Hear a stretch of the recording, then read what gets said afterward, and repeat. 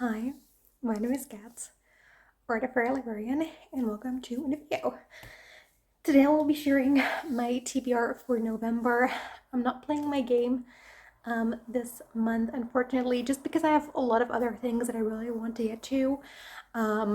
So I thought that, I already had like a full TBR with other stuff I wanted to be reading, so I decided not to do the TBR game.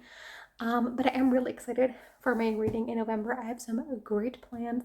It is also my birthday month, so that's gonna be fun.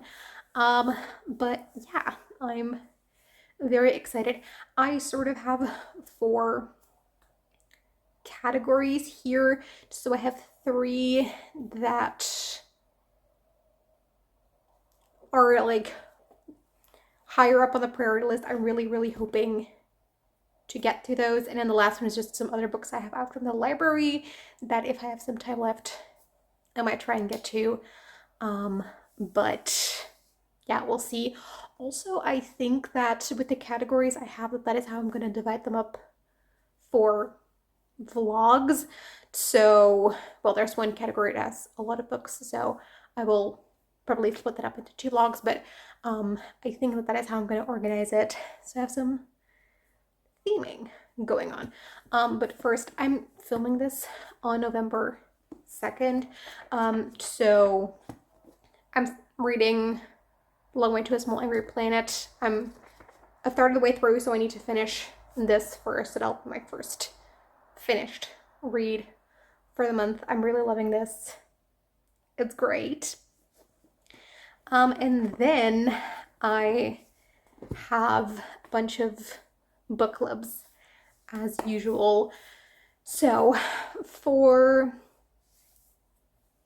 Kirsten's book club from a channel Reading Nymph, she does a book club on our Discord, and for that we will be reading The Raven Scholar by Antonia Hodgson, which is a fantasy with a school setting. There is some like a murder mystery plot as well. I'm pretty sure it is not a fantasy romance, but I have seen a lot of people who read a lot of fantasy romance really like this. I've also heard some not so great reviews of this, so we'll see where I end up. It is very long though. So yeah, I'll try to squeeze this in. I have it on hold. It should come in around halfway through the month, and so I'll be reading it as soon as my hold for it comes in. Then I also have the Interstellar book club, which is hosted by Steph from Coffee Over Apples, which is a sci-fi related book club. And for that we'll be reading Wild Seed by Octavia Butler, the first book in the Patternist series, I'm pretty sure. So we have a shape shift, well, not really shape shifting. They can take on different bodies and they live for a very long time, and so they either influence the world around them or just witness them changing, and we follow that. I'm very interested. I've read Kindred by Octavia Butler and really liked that, so I'm very excited to read and discuss this. And then the last book club book is a poetry collection. It's in Dutch. It's for my my university hosts a book club as well, so it's for that. It is called Neem, ruim, by Sholeh Rezazadeh. I think that's she's an Iranian Dutch poet, and we'll be reading this. I'm very excited. I don't know to what extent I will be vlogging this. I don't read a ton of poetry. I want to read more poetry, but I haven't read a ton of it yet. So I'm going to try to just take my time with this and savor this, because the discussion is at the end of the month. So I don't know to what extent I will be vlogging this, but I will, at the end of it, sort of check in with some general thoughts. I think that's how I plan to do it. Maybe make a short. Maybe I should get into shorts. I don't know. I don't like watching shorts myself, but maybe that could be a thing for a short, depending on how many thoughts I have. So that is the first category. The second category is HRCYED, the hardest reading challenge you'll ever do, which I want to start doing a monthly thing where every month I make a dedicated HRCYED vlog in which I read the timely things, like the things that are limited in time for it. So those are the new releases challenge, because you have to read them within 60 days from their release date. The heritage months, I'm trying to do those within the month that they fall. I'm also doing the seasonal challenge for my I Miss HRCYED 1 prompt, so maybe that. I think that's it. I don't know if there's any other. And I'm hoping to also like throw in one book every vlog for like one of the harder prompts that I'll probably won't be fulfilling naturally. For that last, I don't have a book yet. I only have a book for the Heritage Month and the new release, but my Heritage prompt book will also fulfill a harder prompt, so I think I can double up on that for this month because I have a lot of other things going on. So for my new release, I am not entirely sure yet.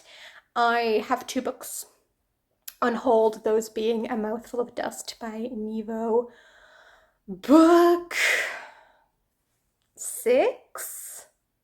Is it 5 or 6? I think it's 6. Book 6 in the Singing Hills cycle, which I really like. It's a fantasy series in which we follow cleric Chi as they travel around this world to collect stories.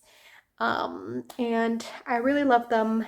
And the newest one released in October, because I always read the releases in like the month after they're released. So that is the first option, which is a novella as well, so that will go pretty quickly. But I also have a hold on Girl Dinner by Olivie Blake, which will be my first Olivie Blake. I've been wanting to try her books for ages. But here we have a university setting, some feminist themes, like the title is a reference to like the TikTok phenomenon of Girl Dinner. So I'm excited to see some commentary on that. And I think there may be cannibalism in it, which I'm not sure if I'll be a cannibalism person. That feels more like Cleo's corner of books. But I do want to give it a try. So yeah, and this one would work for teal cover, which I'm not sure what I'm going to read for that because it is one of the harder colors for the Rainbow Challenge as well. So that would be nice.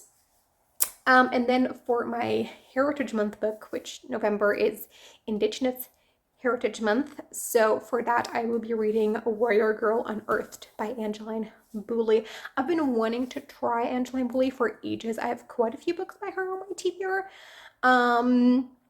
So I was looking like, okay, which one would I want to start? I was thinking maybe The Firekeeper's Daughter because that was her debut, so it kind of makes sense to start with that. But then I looked at some of their challenges that I need to do, and there is one that is the Avatar challenge. So we have the 4 elements, and we have to read a book which each one of those elements either on the cover or in the title, but you have to do like all 4 on the cover or all 4 in the title. You can't like mix them up. And I'm doing the title.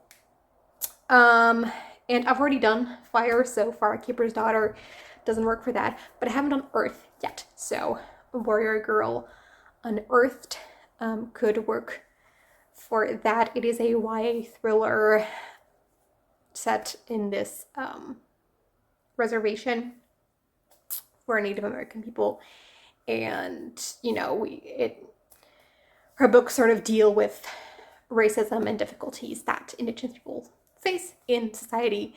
and I'm really excited. Ideally, I would want to read more than one book for the Heritage Month, like by an author who has the identity that it is a Heritage Month for, if that makes sense. But just I have too many books in November, so, you know, I will be reading them. Like, obviously, it's important to read books by marginalized authors at all times, year round. But, you know, like, it's an opportunity to sort of really make an effort to highlight those, an extra effort. And sad that I only have time to put in one by an Indigenous author, but yeah, it is what it is. I have too many things because category 3, I'm still trying to finish Rainey's series Takedown Challenge.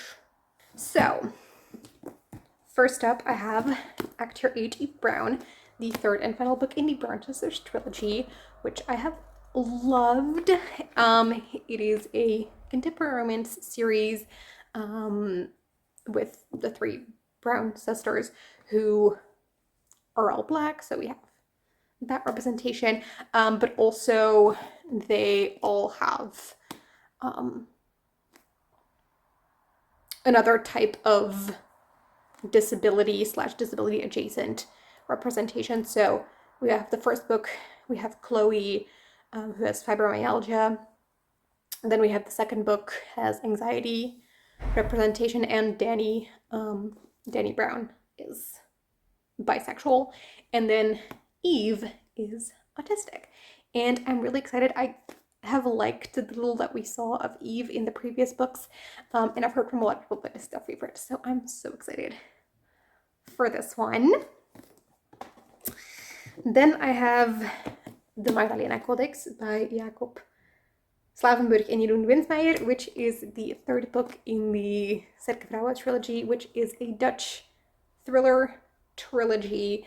They are all like, they're like Dan Brown-esque type thrillers, with, you know, like conspiracies and ancient artifacts and religious whatevers, you know, like little, they're not quite as bonkers and over the top as Dan Brown gets. I mean, they're still not like, they're still a little over the top, but like not to the extent of Dan Brown. But they're also very nerdy. Like these authors just info dump.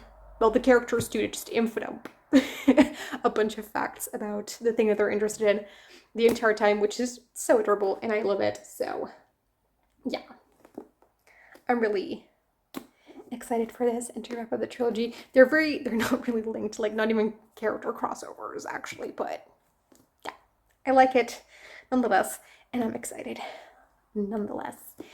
And then I also, for finishing a series, have Dawn of Fate and Fire by Lares, which is the sequel to Son of Blood and Ruin, which I've read in September and I really, really enjoyed. So finish the duology, which sort of, the author isn't Indigenous as far as I can tell, but we are dealing with a lot of like Indigenous mythology, so I feel like, you know, for the Heritage Month thing, it's sort of adjacent. But this is a historical fantasy series set a few decades after the Spanish took over Mexico, and yeah, we follow some vigilante type character who has magical powers. Yeah, it's a good series. It's very fun. I really liked it, and it read very quickly, so I think the sequel will too, and I'm really excited to see how it ends. So that is for 3 books that will finish ongoing series. And then I have one more series that I need to read in its entirety because I had planned out what I would want to do for it, for the challenge, but then I ended up DNFing the Heroes Olympus series, so I had to come up with something new. to take its place because I want to do it with series that I like finished. So I read all the books. There won't be any more books. At least currently there aren't plans for more books. So we're done with the series. That's what I was thinking. And so we, that doesn't count. So I need to have a new one. And I'm just going to try and binge a duology that I've been meaning to read for quite a while. So it is Daydreamer and Night Thinker by Luna Barroso, which is a Dutch YA fantasy. It's about this girl who suddenly turns up at the palace, and we don't know much more than that. There are some secrets, there is mystery.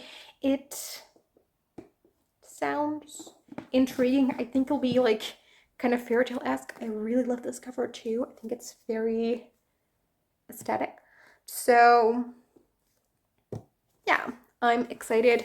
I also think it will read very quickly. They're both under 300 pages.